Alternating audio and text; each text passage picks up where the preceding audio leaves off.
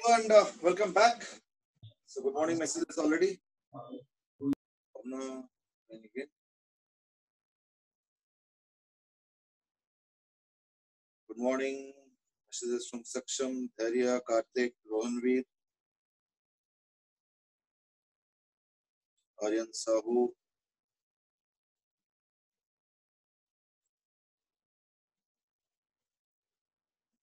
Shivam, Divyam. Some more are on the pipeline.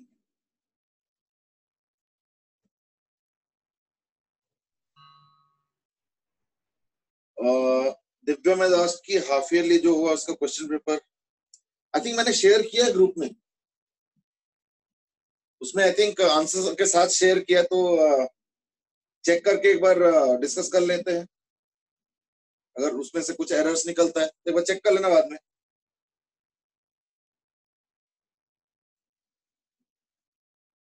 चलो, तो last class यानी yesterday we were discussing on LC oscillations।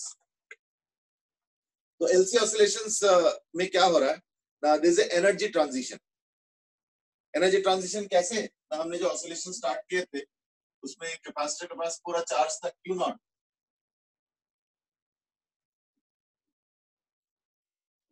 और ये inductor है, तो एनर्जी जो है बिटवीन कैपेसिटर और इंडक्टर वो हो रहा है, ऑसिलेट कर रहा है, ठीक है ना। तो let's say if I draw the energy versus this diagram, तो क्या होगा, है ना।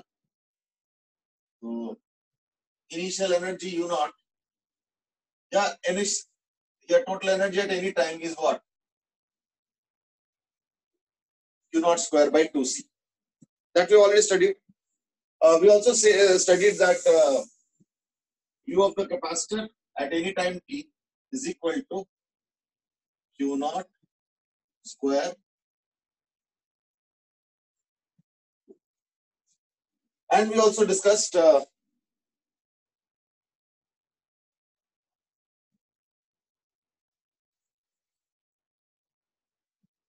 ओके दिव्यांश की मैंने तो पेपर ही सबमिट नहीं किया क्योंकि मुझे लगा पेपर गलत है। चलो, गलत भी होगा तो सबमिट करने में क्या जाता था, अगर तुमने सॉल्व किया that's not the best strategy. तो Q naught square sin square omega t by 2C. This is what we discovered, and therefore if we add them up, it becomes cos square plus sin square 1, and therefore Q naught square by 2C. ठीक है ना? Okay, whereas another information that is the paper reschedule हुआ है। अच्छा, मैं शायद एक बार और होगा, पॉसिबल है। अगर मान लो बाई चांस अपलोड हुआ होगा, even they realized it later on, let's say because of maybe students mailing or messaging or whatever, so they might happen, they might hold it again as well. I don't know, I'm just guessing. चलो, anyway, तो ये inductor का हो गया, ये हो गया capacitor. तो हमने ये डिस्कस किया था, ये डिस्कवर किया था yesterday कि एनर्जी में क्या होता है, ट्रांजिशन होता रहता है। तो एकदम इनिशियली एकदम देखोगे तो सारा एनर्जी कैपेसिटर में था, तो उसमें क्या था ना, इलेक्ट्रोस्टैटिक। तो इलेक्ट्रोस्टैटिक प्लस फिर यहाँ से जब करंट स्टार्ट होता है, इन दैट केस क्या होता है, इंडक्टर में मैग्नेटिक। तो electrostatic energy plus magnetostatic field energy मिला के it's a constant, and that's why we can safely call it as what, energy oscillation, is it? That's why we could safely call it as an energy oscillation. ठीक है। अच्छा, अब एक काम करते हैं, इसका ग्राफ बना दो जरा, फटाफट बनाओ जरा। यू ऑफ बोथ प्लॉट करेंगे विथ टाइम। ये जाएगा Q naught square by 2C,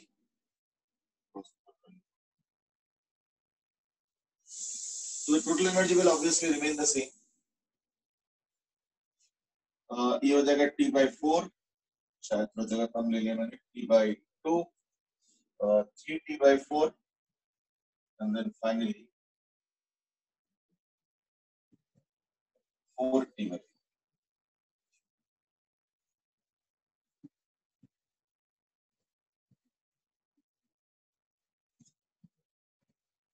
ये सारा interval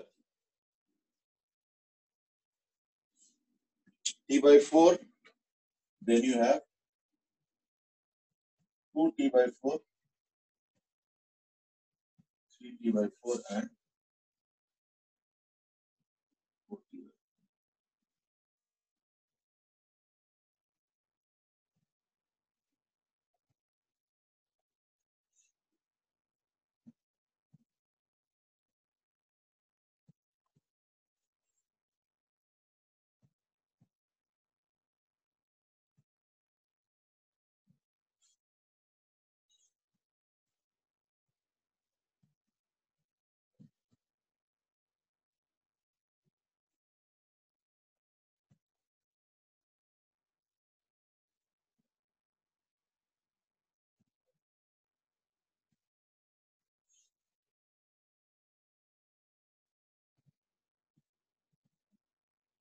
Just draw this figure quickly, energy diagram. And if somebody has drawn it, then maybe you can send it at the 9555 number if you want it to be cross-checked.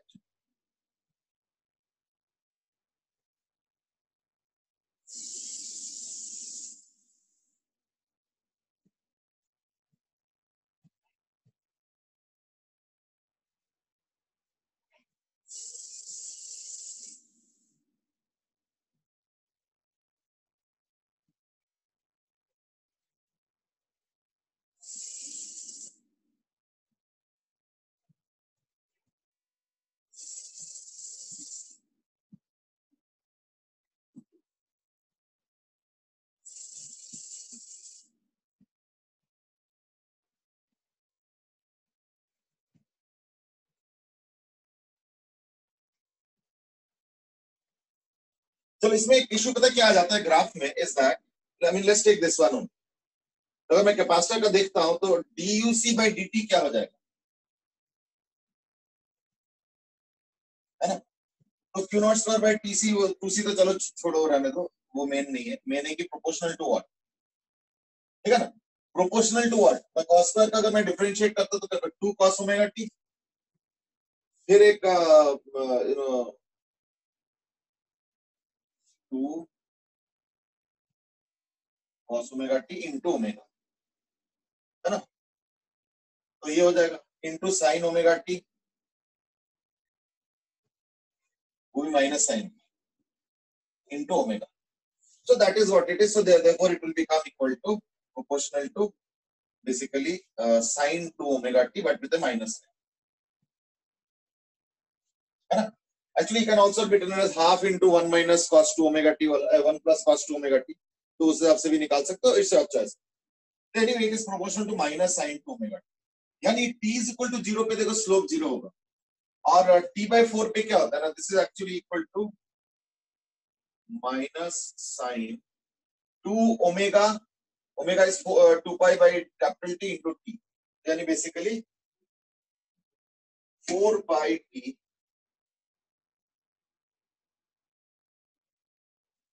This is what it becomes. Now this is important because इसका मतलब क्या हुआ देखो कि at T is equal to 0, the slope is 0. And at T is equal to 4, T by 4, again the slope is 0. So therefore, this graph will have something like, so that the slope is 0 out here also and the slope is 0 out here also. And then of course 2t by 4, again the slope is 0, isn't it? So, and what about, let's say in between, suppose at t by 8, if I put t by 8, isn't it? So it will become sine pi by 2, that is 1, and other parameters are there. So therefore it has a negative slope, which means the graph will be somewhat like this.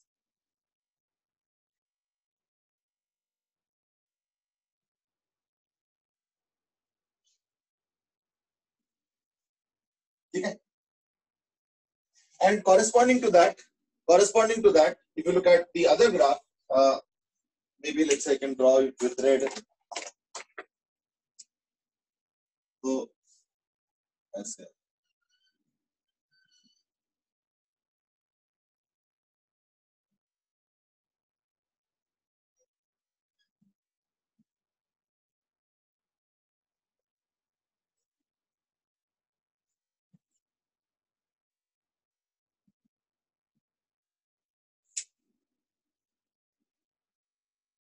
Now Aryan has mentioned that there will be an inflection point. Exactly. Inflection point यहाँ पे है. ये देखो, ये जो है ना inflection, अगर इस वाले को देखो तो ये एक inflection point है. क्योंकि ये देखो ग्राफ इस लाइन को अगर फॉलो कर रहे हो, ये जो डॉटेड लाइन मैंने बनाया इसको अगर फॉलो करते हो तो इधर से इधर आया, फिर ग्राफ को कट, मतलब उस लाइन को कट किया, फिर इधर चला गया, एंड सो ऑन. सिमिलरली यहाँ पे भी ये जो रेड वाला है इसमें भी एक inflection point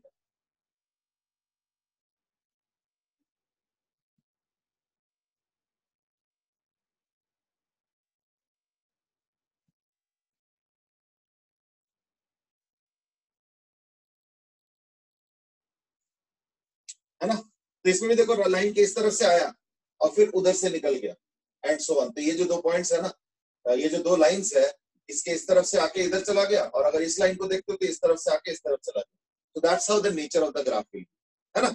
So that's how the variation is. So let's say if I want to find out when are both equal, है ना, or double or triple or whatever what that we did yesterday, we must have seen that it happens multiple times. ठीक है ना? जब दोनों का energy बराबर होगा या दोनों का एनर्जी एक दूसरे का डबल होगा, ट्रिपल होगा. We did this yesterday. So like that is a variation, and this gives us the overall picture of how energy is varying as far as the energy of the capacitor and the inductor is concerned. तो यहाँ पे capacitor वाला black से represent किया है और inductor वाला red से. So this is UL and this is of course UC.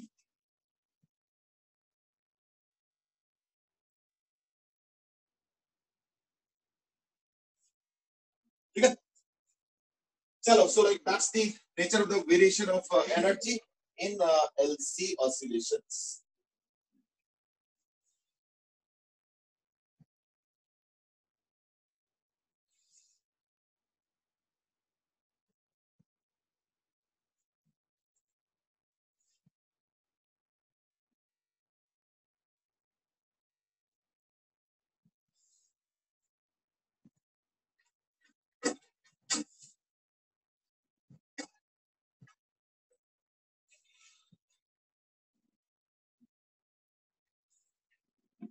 That's more or less the end of the discussion on the topic.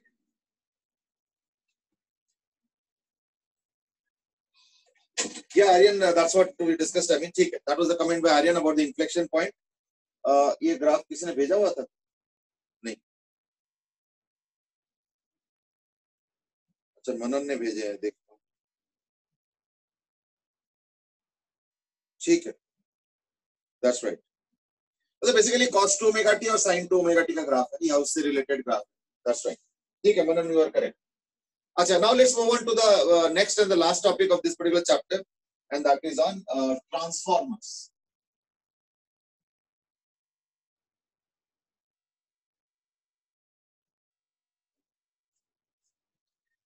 देखो, याद करके देखो, जब मैंने चैप्टर स्टार्ट किया था तो I told about a big tussle that happened with the AC versus DC almost 110 years back or 115 years back. This tussle happened because initially things were all developing in a scattered manner. तो कहीं पे AC power factory लग रहा था, तो कहीं पे DC supply का पावर फैक्ट्री लग रहा था. तो बाद में रियलाइज हुआ कि ये मिक्स्ड वाला मॉडल चलेगा नहीं, हमें यूनिफॉर्मिटी लाना पड़ेगा. तो या तो पूरा AC करना पड़ेगा या तो DC. तो ऑब्वियसली अगर मेरे पास एक DC पावर फैक्ट्री होगा तो obviously I would want it to remain as DC. अगर AC होगा तो मुझे तो नुकसान होगा, क्योंकि मुझे फिर अपना सारे फैक्ट्री बदलना पड़ेगा. And that's why there was a committee, and therefore we discussed about what happened. I mean, in that committee, that later on it was finally decided that AC will be what will be supplied. ये हमें पता है historical perspective. अब इसमें एक point है is that, चलो ठीक है, वो तो हिस्टोरिकली जो हुआ हुआ. AC का जीत मेनली किस वजह से हुआ? That was because of the versatility. That was because of the versatility. Versatility के सेंस में कि तुम AC के वोल्टेज को जैसे मर्जी बदल सकते. मतलब 10 वोल्ट AC को 20 बनाना है, बन जाएगा. 20 को 2 वोल्ट बनाना है, बन जाएगा. 80 को 5 वोल्ट बनाना है, बन जाएगा. यानी कोई भी वोल्टेज को अप डाउन करना इन AC is much easier. So you might say क्यों DC में नहीं हो सकता क्या? DC में ऐसे नहीं कि नहीं हो सकता, लेकिन उसके लिए कोई डायरेक्ट तरीका नहीं. फिर क्या करेंगे ना, पहले काम करो. अगर मान लो 20 वोल्ट DC को तुमको अगर 4 volt DC banana, let's say, in that case क्या करो, 20 वोल्ट DC को पहले 20 वोल्ट AC बनाओ, फिर 20 वोल्ट AC को फिर 4 वोल्ट AC बनाओ, और 4 वोल्ट AC को फिर 4 वोल्ट DC बनाओ. So therefore you are actually having to additional process. अगर 20 वोल्ट AC को 4 वोल्ट AC बनाना है तो एक डायरेक्ट प्रोसेस में हो जाएगा. और अगर 20 वोल्ट DC को 4 वोल्ट DC बनाना है, इन दैट केस DC को पहले AC, फिर जो रूटीन कन्वर्जन, और फिर back to DC. It becomes a little cumbersome. और हमें पता है कि ऐसे कोई भी प्रोसेस होता है तो इन दैट केस हर स्टेप में लॉसेस वगैरह होता है. So that leads to a lot of losses. So I don't think it will be very great advantages thing कि अगर DC को एक सर्टेन वोल्टेज से दूसरे वोल्टेज कन्वर्ट करना, तो इन दैट केस इतना लंबा प्रोसेस किया जाए. That's the first point. Second point is that you might say कि कन्वर्जन का जरूरत ही क्या है? कन्वर्जन का जरूरत इसलिए है क्योंकि हमारे ही घर में अगर देखोगे, हमारे अगर घर में देखोगे तो जो चार्जर होता है वो तो लगभग 3 वोल्ट का होता है. मोबाइल जो चार्जर होता है वो कितना होता है, 3 वोल्ट के आसपास होता है, जबकि घर में तो 220 का सप्लाई आ रहा है या नहीं? So therefore all these chargers that are 3 volt, how will they run? तो उसमें वोल्टेज तो बदलना ही पड़ेगा। तो ऐसे बहुत जगह है, जैसे मेट्रो चलता है करीब करीब आई थिंक ऑलमोस्ट 4000 वोल्ट।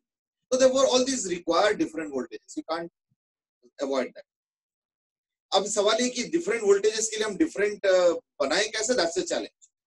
और उसी का तरीका क्या होता है, रिजॉल्व करता है क्या, उसी प्रॉब्लम को सोल्यूशन कौन देता है ना, transformer. The word is what, transform. So therefore already change is there. तो ट्रांसफॉर्म का मतलब होता है change. What does it change? It changes the voltage. So therefore transformer is a device to do what, to change AC voltage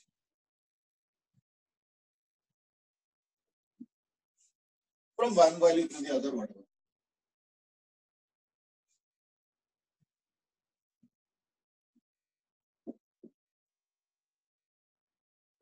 Now, how does a transformer do this? Now, that's what the query or the investigation is, है ना?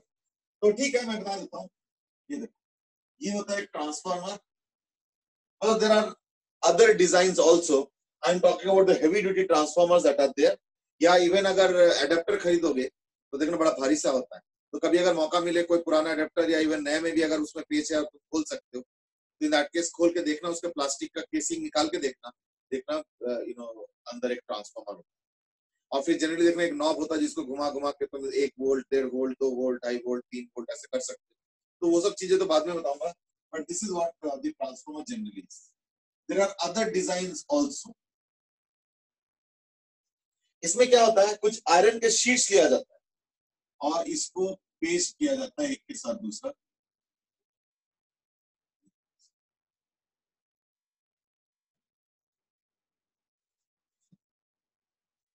तो these are sheets actually.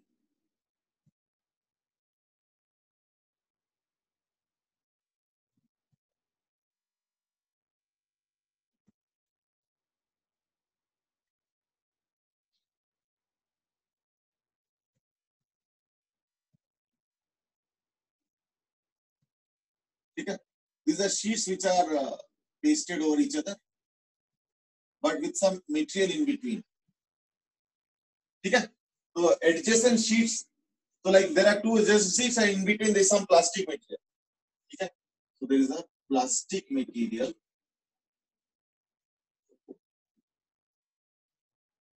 between sheets।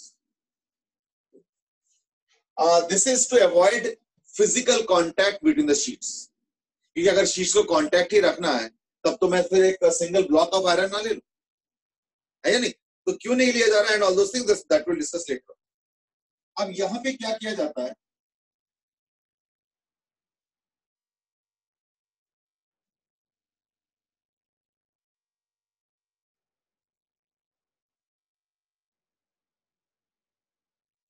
This side is the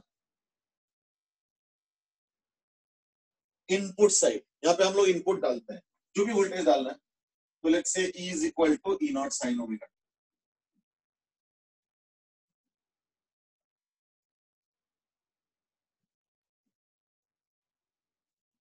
ठीक है,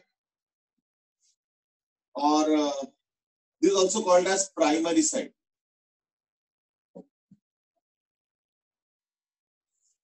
ये जो coil type का दिख रहा है इसको बोलेंगे एज प्राइमरी कॉइल। ठीक है, this will be called as therefore a primary coil.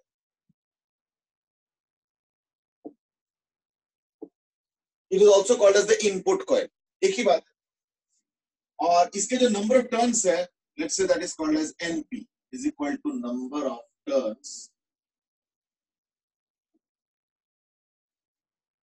Of wire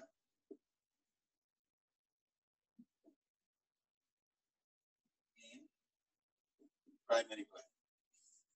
so that is about the input side. अब इधर होगा आउटपुट साइड। आउटपुट साइड में क्या होगा,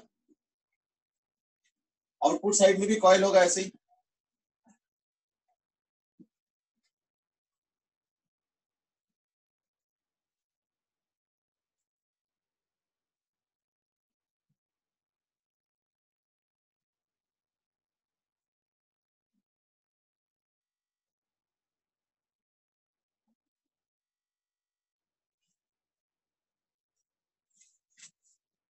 ठीक है, तो ये हो गया आउटपुट साइड, ये हो गया इनपुट साइड, ये हो गया आउटपुट साइड।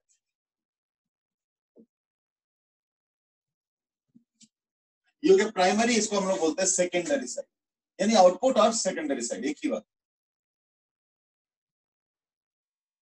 और यहाँ पे जो कॉइल है that will be called as what, secondary coil, this will be called as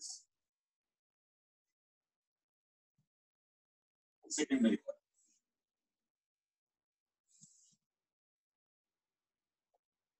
या this will be called as secondary coil. और इसके जो नंबर ऑफ टर्न्स होगा that is ns is equal to number of turns of secondary coil. Let's understand now the principle of working. It is based on basically mutual inductance.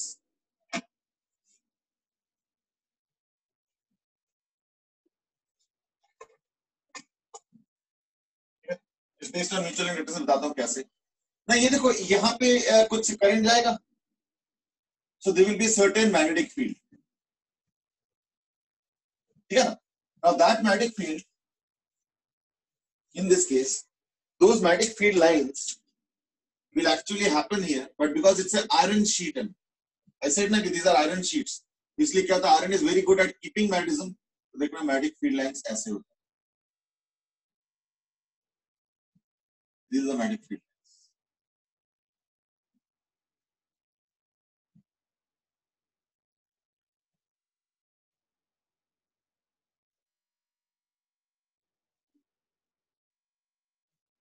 ठीक है, तो इसी के अंदर जो मैग्नेटिक फील्ड लाइंस घूमेंगे, तो therefore what happens is that ये मैग्नेटिक फील्ड इधर उतना ही होगा।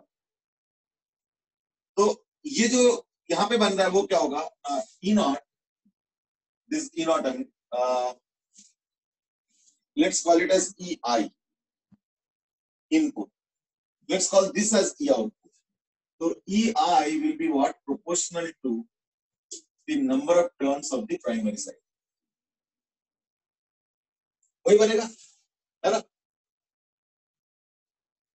What about E I, E I will be what, proportional to the number of turns of the secondary side. क्यों? क्योंकि वही मैग्नेटिक फील्ड जा रहा है। तो अगर मैं फ्लक्स कंपेयर करूंगा, अगर मैं मैग्नेटिक फ्लक्स कंपेयर करता हूं तो क्या हो जाएगा इसका, ना इसका मैग्नेटिक फ्लक्स हो जाएगा number of turns of the primary side into some varying magnetic field Vt. Now you might say why varying magnetic field? That's because the current is variable. यहाँ पे वोल्टेज वेरिएबल तो current variable, तो क्या होगा, variable magnet.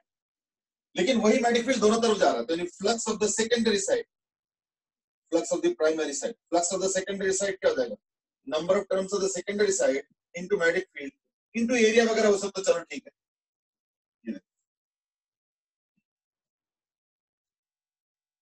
ना।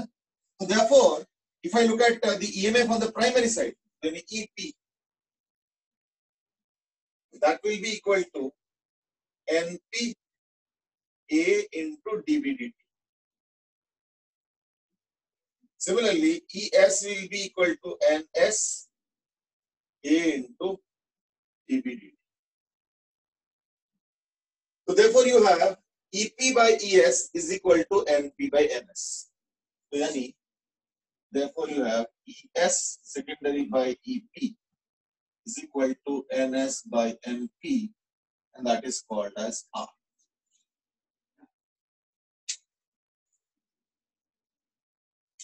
ठीक है, now this R is called as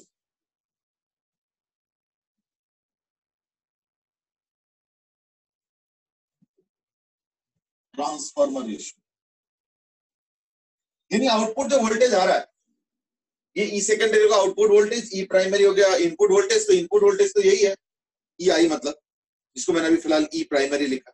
चलो ई पी लिख लो, चलो कोई बात, हार्डली मैटर। तो वही ईपी हो गया, और ES by EP will be what, equal to R, and R is the transformer ratio. अब देखो ये तो हमारे ऊपर है कि हम कैसे जैसे मर्जी टर्न्स लगाएं। हम एक काम कर सकते हैं, लेट अस से इफ NP और अगर NS is greater than NP, इसका मतलब क्या होगा कि output will be greater than E input. Dhruv has asked कि बी दोनों तरफ सेम क्यों ले लिया। देखो बी इसलिए सेम लिया क्योंकि वही मैग्नेटिक फील्ड लाइंस यहां से जा रहा है। मैग्नेटिक फील्ड एक्चुअली प्रोड्यूस तो यहां पे हो रहा है, क्यों कि हमने प्राइमरी साइड में दिया है वोल्टेज और करंट भी प्रोड्यूस कर रहा हूं प्राइमरी साइड। प्राइमरी साइड का देखो सर्किट कंप्लीट है। सेकेंडरी में भी आउटपुट अभी कुछ लिया नहीं है, बट कुछ वोल्टेज तो आएगा ही ना, तो वोल्टेज का स्टडी तो फिर भी हो सकता है। देखो एक बैटरी यूज करो ना करो, उसका वोल्टेज तो एग्जिस्ट करता है ना, तो वही चीज है, वोल्टेज क्या होगा वो हम कह रहे हैं यस। तो मैं उसी पे देख रहा हूँ कि यहाँ पे जो मैग्नेटिक फील्ड लाइन है वही मैग्नेटिक फील्ड लाइन इसके थ्रू जा रहा है, तो देखो magnetic field will be the same on both sides.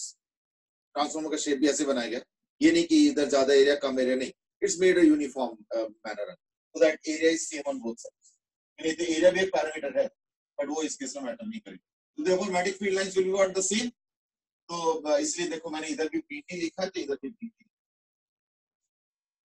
यानी वो एक पैरामीटर नहीं है। तो पैरामीटर क्या हो गई यार। अब बताओ अगर NS ग्रेटर देन NP, यानी सेकेंडरी साइड का अगर टर्न्स ज्यादा रहेगा, in that case ES greater than AEP, in that case this is called as the step up transformer।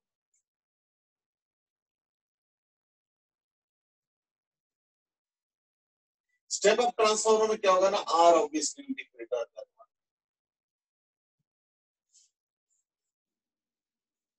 ठीक है।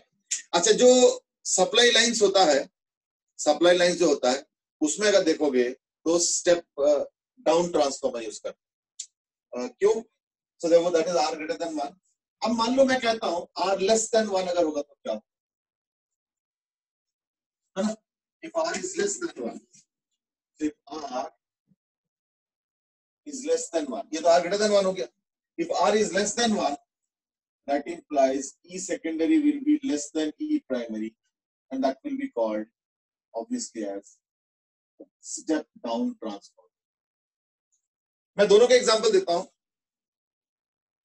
दोनों के एग्जांपल देता हूं इज दैट, देखो अगर मैं अपने ही घर में देखता हूं, सबके घरों में आजकल देखो चार्जर्स जो आ रहे हैं, मोबाइल चार्जर्स, जैसे ये एक चार्जर हो गया। अब देखो ये जो चार्जर है ये कितना हल्का है आजकल, है ना, ये बहुत हल्का हो गया। बट एक काम करो, I mean I don't know घर में होगा या नहीं, I don't doubt, I mean but still एक बार घर में देख सकते हो अगर है तो, 10-12 साल पहले के चार्जर्स देखो, उससे भी पहले, या इवन 12-14 साल पहले के चार्जर्स देखो, बहुत भारी भारी होते थे। अब बोलो क्यों होते थे? क्योंकि आज के दिन में जो चार्जर्स है ये सारे इलेक्ट्रॉनिक हो गया, यानी उसके अंदर सेमीकंडक्टर और वो सब ट्रांजिस्टर यूज करके बनाए जाते। पहले जमाने में क्या होता था, पहले एसी को बड़े वोल्टेज से यानी 220 वोल्टेज से उसको पहले कम करते थे, 2-3 वोल्ट करते थे एसी, उसको फिर डीसी में कन्वर्ट करके तब चार्जिंग होता। ये देखो चार्जिंग में एसी सर्किट नहीं चल सकता, charging has to be DC supply only. तो वो तरीका ये था कि ट्रांसफार्मर यूज करके उसको स्टेप डाउन करते थे of low value of voltage, और फिर उसको यूज करते थे by converting into, after converting into DC. ये प्रोसेस हुआ करता था, आज भी यही हो रहा है। लेकिन आज क्या हो रहा है कि वो सब चिप बेस्ड हो गया, सेमीकंडक्टर चिप है, तो देयरफॉर बहुत हल्का हो गया। यही चार्जर अगर उस जमाने का देखोगे तो कम से कम 200-300 ग्राम का चार्जर होगा, आजकल तो मुश्किल से 50 ग्राम 100 ग्राम का चार्जर आता, जबकि पहले 300-400 ग्राम का चार्जर हुआ करता। रीजन बिंग वही कि ट्रांसफार्मर तो लोहे का बनता है, तो आयरन इज हेवी, तो therefore the charger also used to be heavy. मैं पहले की बात कर रहा हूं। तो ये चीज है। एनीवे, तो यानी स्टेप डाउन तो हम लोगों के घर में ही हो रहा है।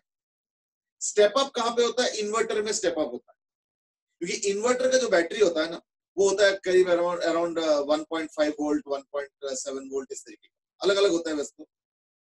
उसको तुमको करना है 220, क्योंकि इन्वर्टर में क्या हो रहा है ना, डीसी बैटरी में एनर्जी स्टोर करते हैं हम लोग और उसको एसी में यूज करते हैं, तो डीसी को एसी तो बनाना पड़ेगा। तो इसमें 2 पार्ट्स होता है, एक होता है उसको एसी बनाता है पहले, बट वो लो वोल्टेज का होता है, फिर उसको ट्रांसफार्मर यूज करके उसको वोल्टेज को हाई किया जाता है। So that is what is being done in an inverter.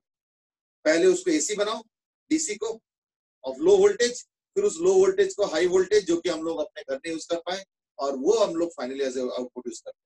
Therefore कहीं रिक्वायरमेंट होता है स्टेप डाउन का, तो कहीं पे रिक्वायरमेंट होता है स्टेप अप। तो वो तो चलो कोई बात नहीं। आर इज इक्वल टू 1 का तो ऑब्वियसली यूज नहीं होगा, कि आर इज इक्वल टू 1 का मतलब क्या हुआ कि सेम वोल्टेज चाहिए। तो अगर सेम वोल्टेज ही चाहिए तो सीधे इसको इनपुट को आउटपुट के साथ जोड़ो ना, ये बीच में डिवाइस क्यों जोड़ रहे हो? ये डिवाइस तो तुम्हारा लॉसेस कराएगा, है ना। आर इज इक्वल टू 1 का इसलिए कोई प्रैक्टिकल सेंस नहीं बनता है।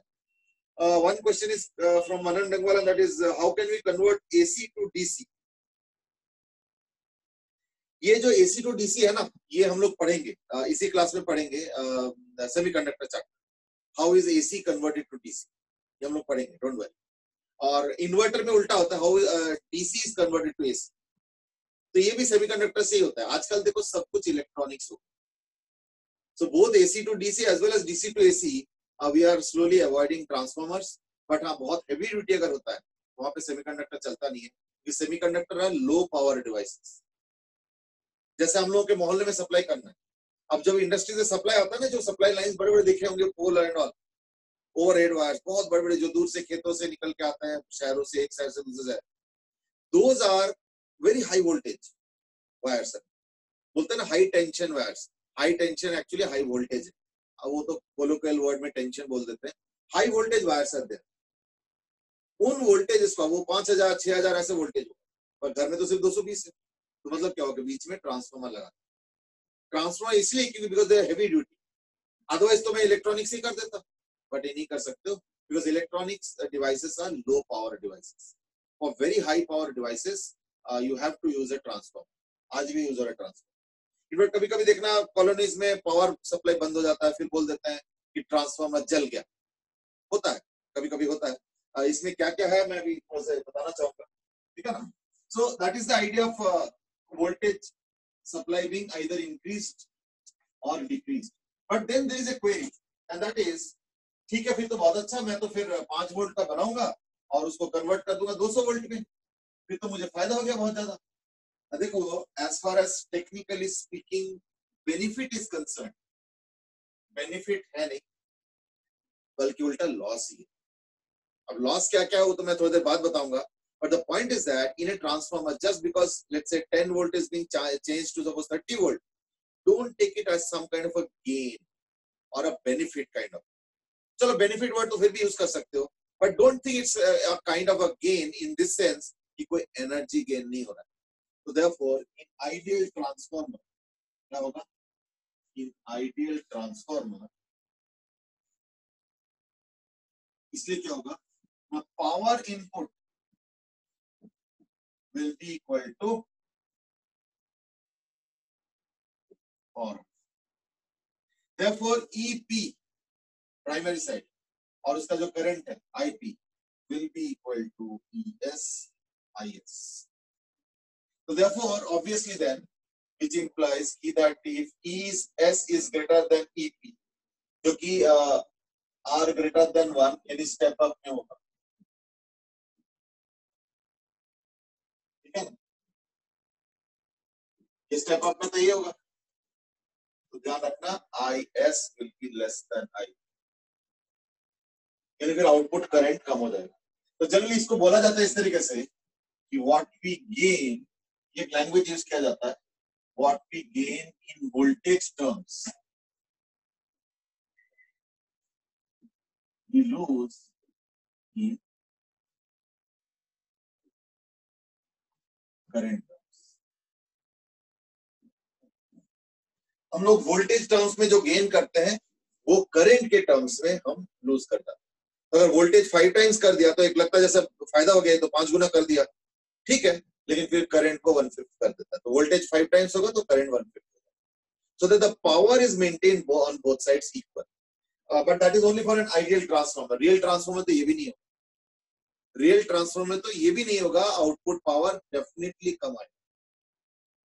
सी आई वाज सेइंग ना कि R इज इक्वल टू 1 में ट्रांसफार्मर जोड़ने का कोई सेंस नहीं बनता है। क्यों? तो बीच में एक एनर्जी गजलिंग डिवाइस लगा के फायदा क्या भाई? तुम यहाँ पे जो वोल्टेज चाहिए वही अगर आउटपुट में चाहिए तो फिर इनपुट आउटपुट सीधा जोड़ो, वाई ट्रांसफार्मर। क्यों? ट्रांसफार्मर तो लॉस होना ही है, 20-30% तो ट्रांसफार्मर में ही लॉस होगा, ठीक है ना, अराउंड। चलो, तो like this is what happens in case of an ideal transformer. But I was saying that ideal में तो चलो ठीक है, पावर बराबर कर दिया मैंने, but real life में तो वो भी नहीं होगा, so there are losses, ठीक है ना। अच्छा, इस चैप्टर से सॉरी इस टॉपिक से जनरली देखना कंपटीशन में बहुत ज्यादा क्वेश्चन आता है, पर ये टॉपिक थोड़ा सीबीएसई के लिए इंपॉर्टेंट हो जाता है कि उस पर क्वेश्चन आते हैं। तो मैं एक टॉपिक बता देता हूँ, जस्ट डिस्क्राइब कर देता हूँ, that is losses in a transformer.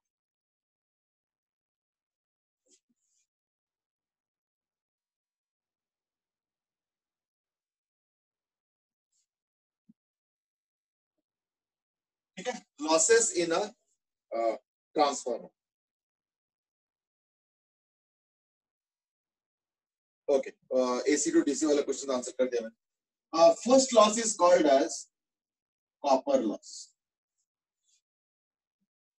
Copper loss is obviously not loss of copper. हमें कॉपर लॉस का मतलब ये हुआ कि देखो, इनपुट साइड में भी कॉइल है, कॉपर कॉइल ही होता है, आउटपुट साइड में भी कॉइल है, so the coils get heated because current is passing, so this is because of heating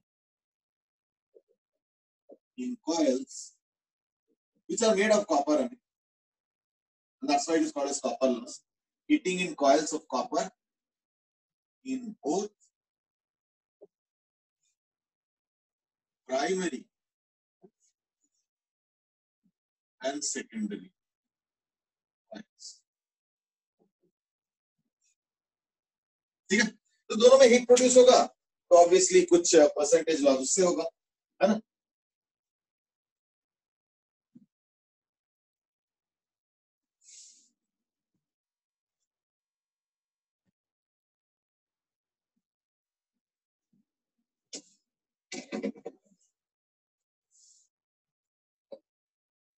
ठीक है, so that's the first loss. Second loss is called as field loss. Field loss का मतलब क्या, देखो हमने अभी जो डायग्राम बनाया था, याद करके देखो मैंने कैसे बनाया था diagram.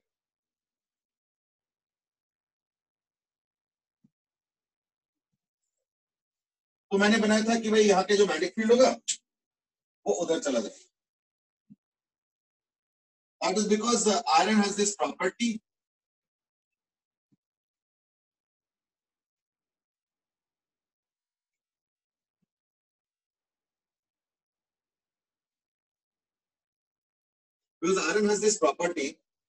that will try to keep magnetic field lines within its system. It does not allow magnetic field lines to go from here and there. लेकिन ये हो गया एक आइडियल केस। रियल केस में ऐसे नहीं होता है। रियल केस में क्या होता है, अंदर वाले तो चलो ठीक है, लेकिन बाहर वाले जो फील्ड लाइंस है ना, वो कुछ कुछ बाहर से भी निकल जाते। अब इससे क्या हो रहा है, देखो इससे ये हो रहा है कि यहाँ का जो फील्ड लाइंस है उसके नंबर ज्यादा होता है, और यहाँ वाले जो फील्ड लाइंस इसके नंबर कम होता है। Are you getting it? So therefore, these field lines, they do not contribute to any flux. So these field lines do not therefore contribute to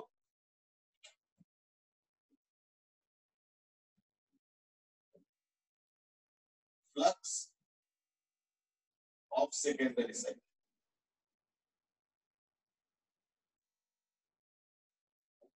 यानी कुछ फील्ड लाइंस जो है, जो बाहर से चला गया, वो तो सेकेंडरी में कंट्रीब्यूट ही नहीं कर रहे, तो नेचुरली फिर क्या होगा, सेकेंडरी साइड में इफेक्टिवनेस कम हो जाए, है या नहीं। Therefore, this is the field loss, due to which what will happen, there will be some loss of energy, because अगर ये सारे यहाँ पे जाता तो फ्लक्स भी उसी के कॉरेस्पॉन्डिंग बनता है, therefore the EMF would have been up to a certain value, पर इसमें क्या हो जाएगा, हमेशा थोड़ा सा कम निकलेगा, ठीक है। So that is one loss, field loss. 3, this is called as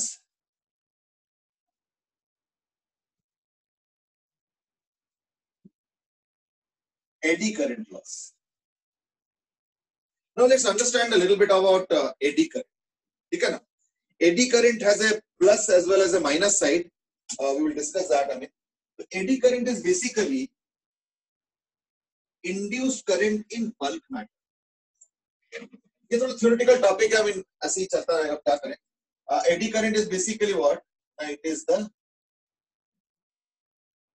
induced current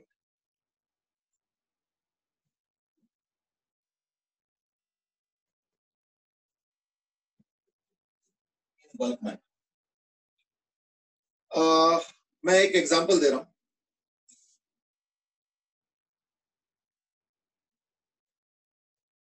again इसके ना वीडियोस तुमको मिल जाएंगे।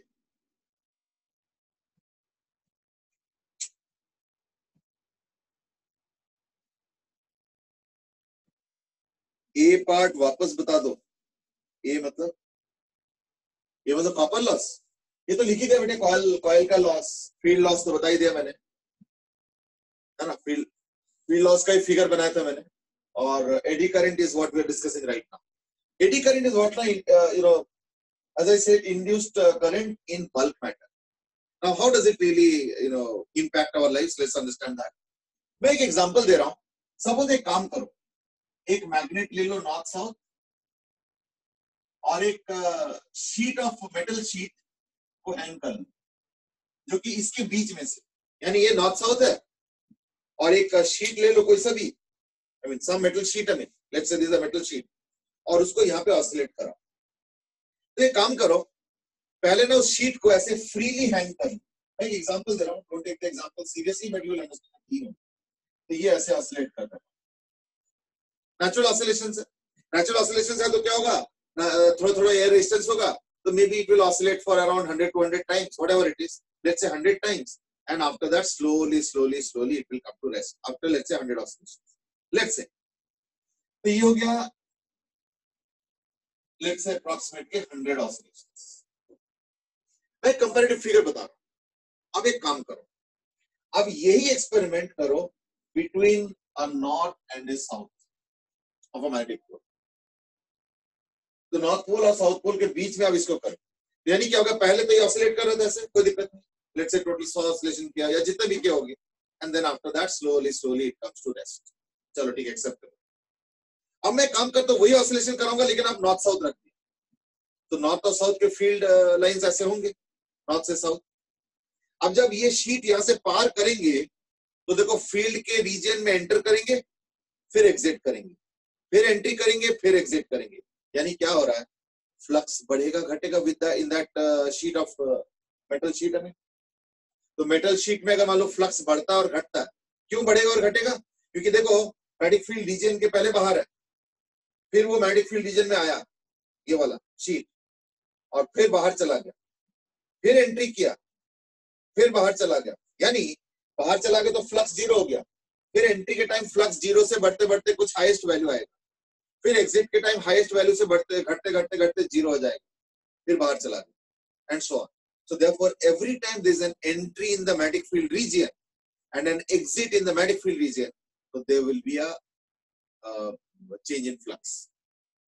अब change in flux होते ही क्या होगा ना, induced EMF बनेगा, induced EMF होगा तो induced current भी बनेगा।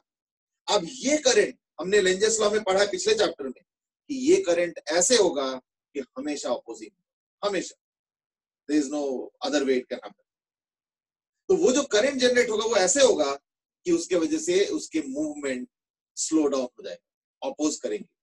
तो यहाँ पे इंड्यूस्ड ईएमएफ हो क्यों रहा है, क्योंकि वो मूवमेंट हो रहा है इसलिए, तो उस मूवमेंट को देखना तुरंत ऑपोजिशन करेंगे। मतलब क्या होगा ना, उसके अंदर ऐसे करंट जनरेट हो जाएंगे कि देखना उसके वजह से उसके ऊपर एक टॉर्क प्रोड्यूस हो जाएगा, जो कि उसके इसको अपोज करेंगे, क्या बोलते हैं, movement.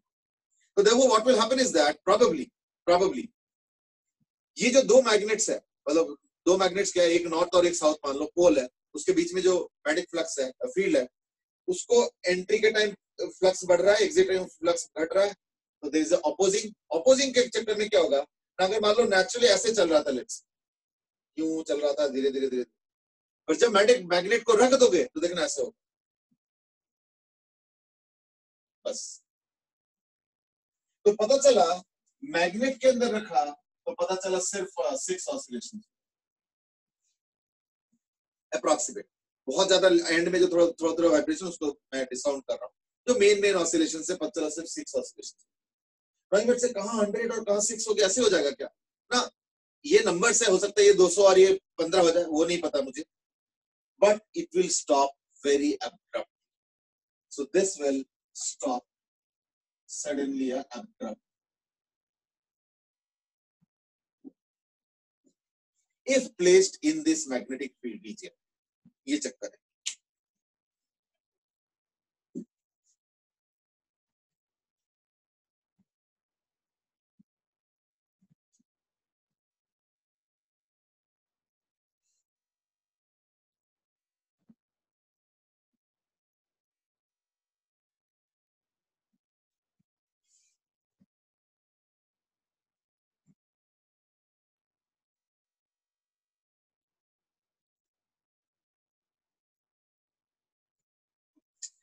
Now see, there are two ways of looking at it.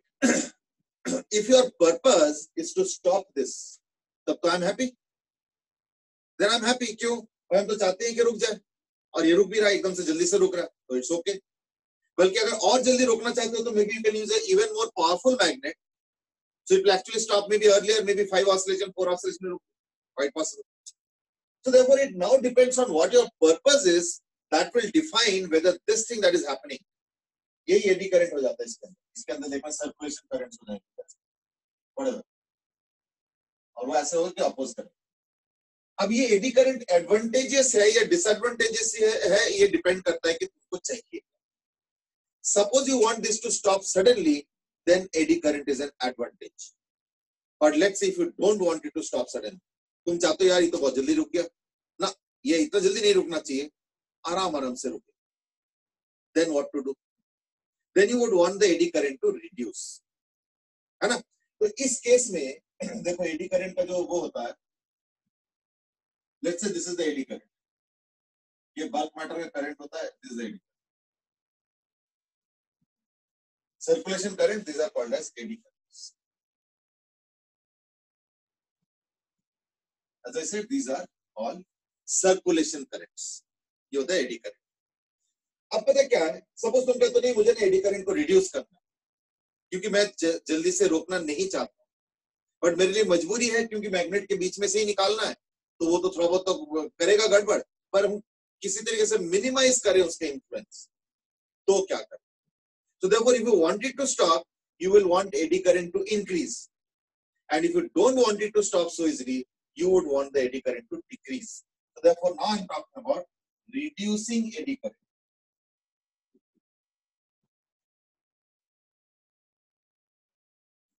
Reducing eddy current कैसे है ना, ये जो शीट है ना, इसमें पता है हम लोग क्या करते हैं, वन वे टू ड्रॉ परफोरेशंस, यानी कट्स बनाते हैं.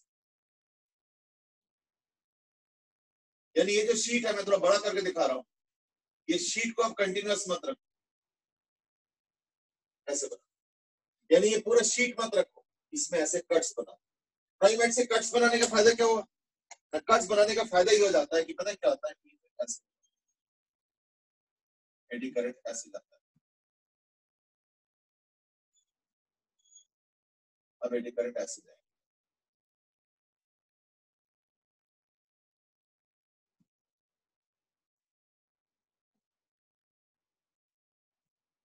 एडी करंट अब ऐसे ऐसे करके ही हो जाएगा, जो भी आपको समझ आ गया, and so on. So what happens effectively is that therefore the length of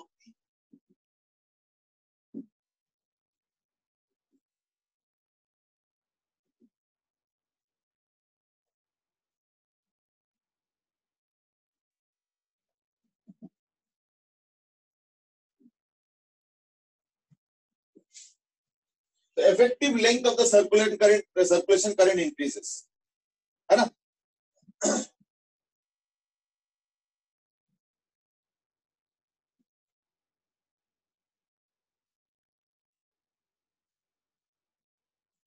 तो अगर मान लो length of the circulation current increase करता है, तो हमें पता है कि जो रेजिस्टेंस ऑफर होता है वो क्या होता है, रो एल बाई ई.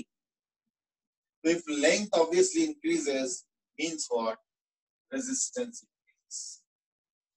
तो अगर मान लो रेजिस्टेंस यानी ऑपोजिशन टू एडी करंट, अगर सॉरी ऑपोजिशन अगर मान लो बढ़ जाता है, इन दैट केस जो इंड्यूस्ड ईएमएफ इस केस में क्रिएट हो रहा है, उसके वजह से जो इंड्यूस्ड करंट बनेगा, which we are calling as eddy current, that will reduce. क्यों? रेजिस्टेंस बढ़ जाएगा, लेग तो बढ़ा दिया ना मैं। हम मटेरियल नहीं बदल रहे, अगर ये लोहे का है तो ये भी लोहे का ही है, मटेरियल नहीं बदल रहे। मटेरियल बदलने से तो रोग चेंज हो जाएगा, और हो सकता है किसी वजह से मुझे यही मटेरियल का यूज करना है या नहीं। So it all depends on it. तो देयरफॉर इफेक्टिव लेंथ बढ़ गया है ना, इफेक्टिव लेंथ, तो देयरफॉर रेजिस्टेंस बढ़ गया, यानी क्या होगा, करंट का वैल्यू घट जाएगा। So that is how we can reduce AD current in this particular case. ठीक है? Now you might say, how is it relevant to a transformer? Transformer तो ऐसे कोई हिलता डुलता चीज तो होता नहीं, agree. But the thing is that ये जो ट्रांसफार्मर है, इसको तो मैं ऐसे ही बना सकता हूँ।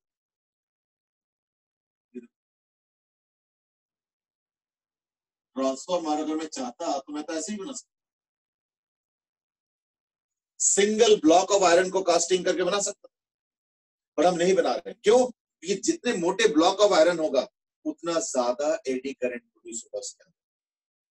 सो व्हाट इज द सॉल्यूशन, है ना? तो solution is this only, and that is this is not what we start. There is single block of iron हम नहीं डाल रहे। क्यों? इसमें तो यही होगा फिर जो हम डिस्कस कर रहे थे। So this will lead to more eddy current. इसलिए ट्रांसफार्मर में एक्स्ट्रा कॉस्ट करके, इसकी वजह से एक्स्ट्रा कॉस्ट होता है जो अभी हम करने वाले हैं। So even at an extra cost also what is done is that, even at an extra cost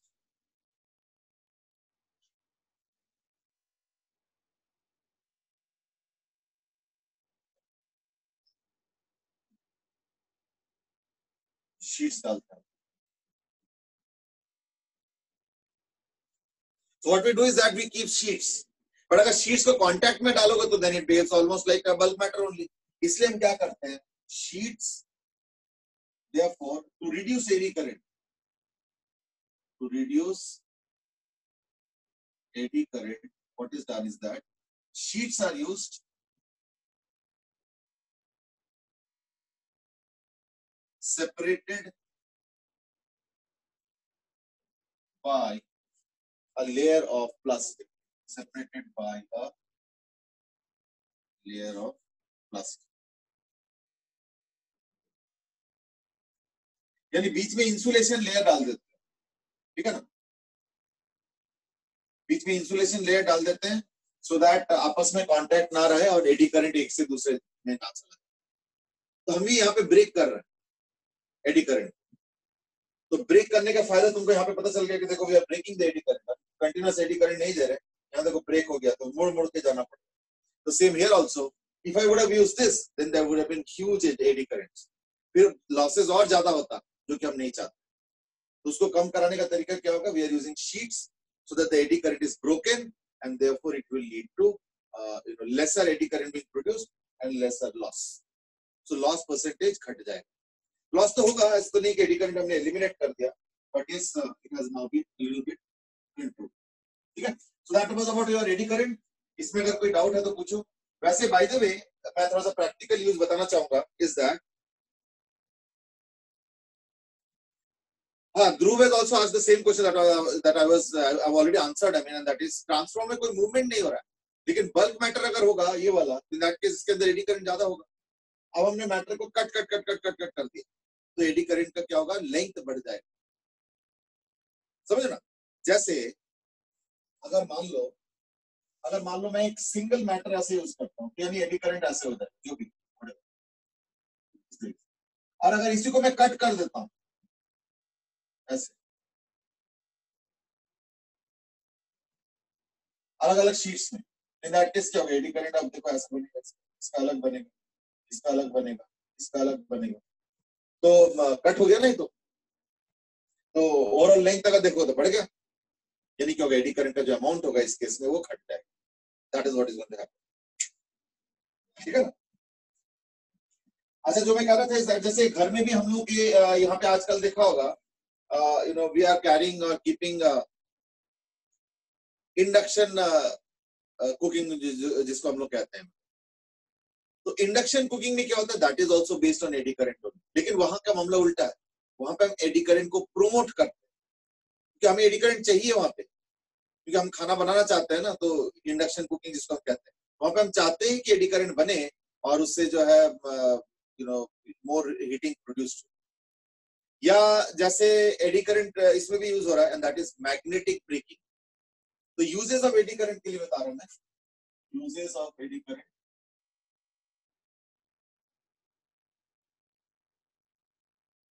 है ना।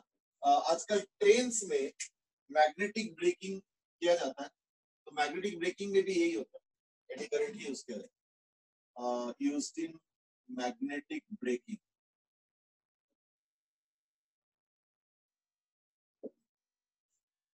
ठीक है ना। इसके अलावा इंडक्शन कुकिंग में भी होता है, इंडक्शन कुकर्स में यूज होता है। फिर थर्ड है डेड बीट गैल्वेनोमीटर।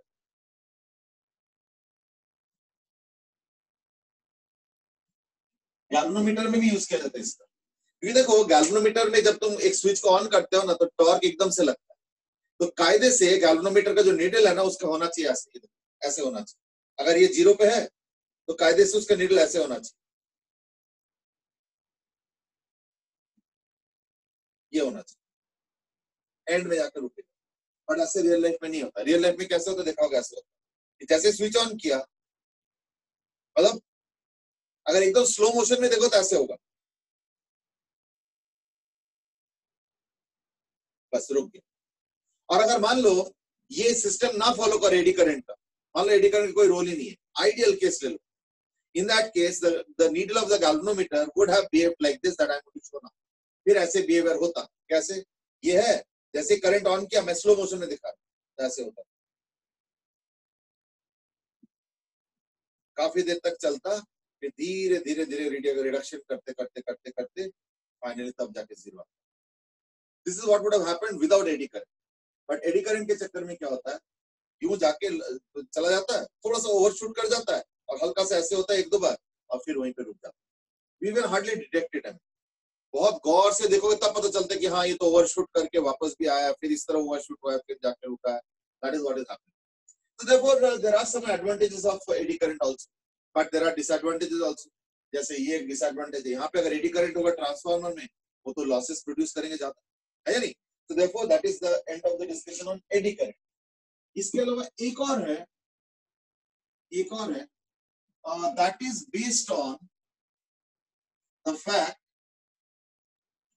ये मत भूलना कि transformer is working on what, AC supply. अब एसी सप्लाई में क्या होता है, एसी सप्लाई में क्या होता है, दो चीजें होता है, एक तो वैल्यू ऊपर नीचे होता है, दूसरी बात है कि डायरेक्शन भी चेंज होता है, इधर से उधर, उधर से इधर, एंड सो ऑन।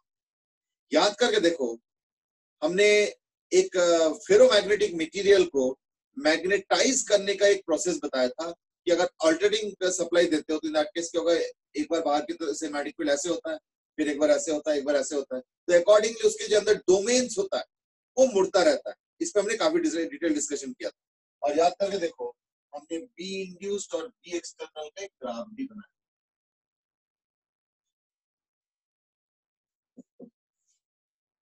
हमने ग्राफ भी बनाया था कि अगर 0 से स्टार्ट करोगे तो इन दैट केस ऐसे करके सैचुरेशन, फिर सैचुरेशन से वापस ऐसे, फिर सैचुरेशन, फिर सैचुरेशन से वापस ऐसे। थोड़ा सा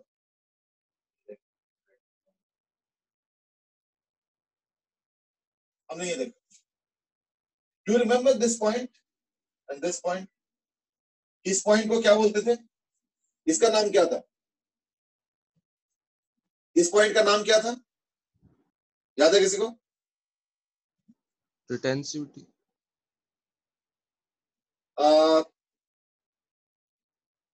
ठीक है, दैट्स राइट, शिवम जयगवाल ने एकदम सही आंसर दिया, एंड दैट इज रिटेंटिविटी।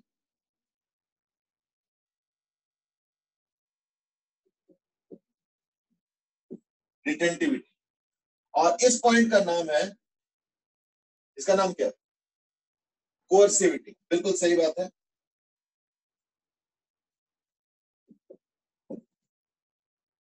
इसमें एक चीज मैंने अगर याद होगा बताया था मैं, इस दैट कि ये जो एरिया होता है ना, this area, so the heat loss is proportional to the area. Heat loss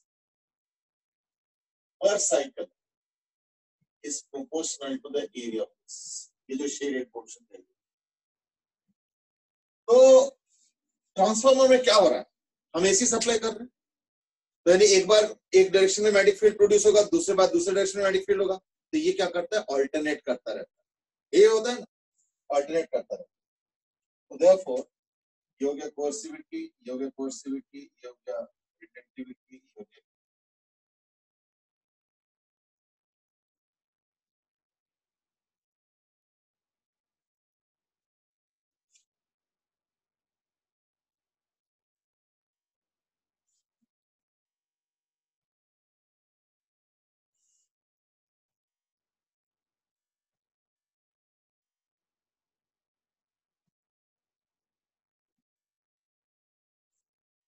ठीक है. अब मान लो मुझे एक ट्रांसफार्मर डिजाइन करना है. ट्रांसफार्मर में ये डिजायरेबल फीचर नहीं है, ठीक है ना. तो therefore if there is a question like what is this is called as hysteresis loss by me. इस टॉपिक का नाम है अभी 3 बताया था ना मैंने, या शायद 4 बताया था. Copper loss, field loss, eddy current. हाँ 3 बताया था. चौथा हो गया हिस्टेरेसिस लॉस.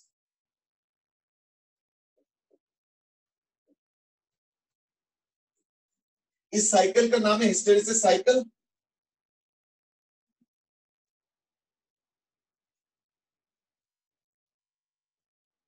इस साइकिल का नाम है हिस्टेरेसिस साइकिल, और इसकी वजह से जो लॉस होता है that is called hysteresis loss. In a transformer hysteresis loss is not desirable.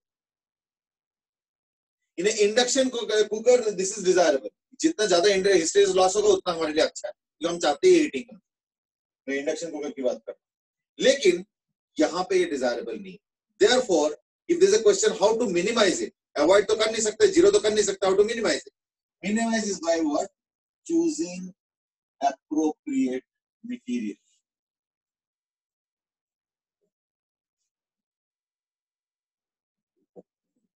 Now you might say इसका मतलब क्या हुआ? बाप रे, आज तो इंक ही खत्म हो गया. चूजिंग अप्रोप्रिएट मटेरियल का मतलब क्या हुआ? देखो सपोज मैं तुमको 2 ऑप्शन दे रहा हूं. एक जिसका हिस्टेरेसिस लॉस ऐसे है, और ये हो गया मटेरियल ए, और एक हो गया जिसका हिस्टेरेसिस लॉस सपोज ऐसे है.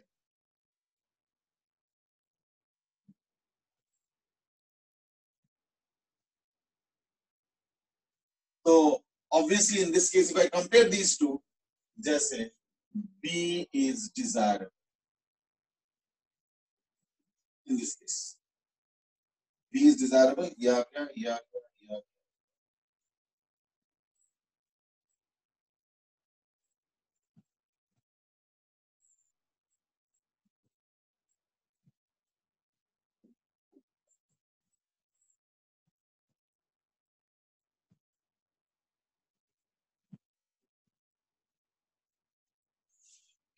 क्यों? क्योंकि ऑब्वियसली बी में लॉसेस कम होंगे क्योंकि इसका एरिया कम है, और ए में एरिया बहुत ज्यादा है तो लॉसेस ज्यादा होंगे. तो obviously for a transformer this is desirable, and for a induction cooker this is what would be desirable.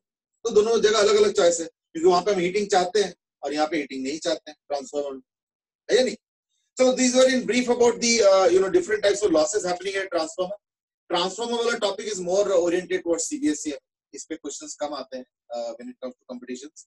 But yes, AC chapter में अगर कुछ questions आते हैं तो that is generally based on either LC oscillation or on phase difference and power factor. तो generally इसी पे ही questions आते हैं. थोड़े बहुत इस बात पे भी आ जाते हैं कि अगर वोल्टेज का डिस्ट्रीब्यूशन निकालना है across inductor, capacitor, resistor and so on, तो यही 3-4 टाइप के क्वेश्चंस होते हैं, ज्यादा टाइप के क्वेश्चन होते नहीं सर. ठीक है ना. So maybe we'll just do a little bit of practice, and then we'll start the next chapter. Divya मैं आज की डाउट्स के आंसर की में कल डिस्कस करेंगे या Friday? As you wish, I don't mind. It's just that पहले डाउट पॉइंट आउट कर दो so that we can make some corrections if required in the key and all. ठीक है ना. चलो आज के लिए इतना ही, फिर we'll carry on. Thank you, sir. बेटे, thank you, have a day, good day. Thank you, sir. Thank you, sir. Thank you.